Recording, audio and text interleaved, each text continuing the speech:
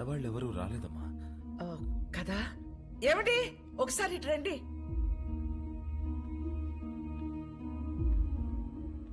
ఇదిగో అన్నయ్యకి బొట్టు పెట్టండి. నేను పెట్టండి.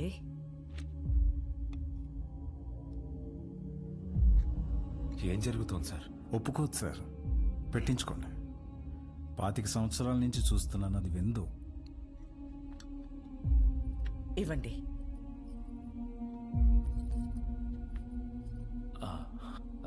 వెళ్ళొస్తానండి. మంచిది. అన్నయ్య,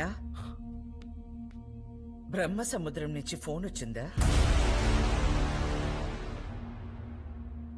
నా కొడుకు గురించి అందరూ చెప్తుంటారు, వాడికి కోపం వస్తే వాడు నరరూప రాక్షసుడు అయిపోతాడని.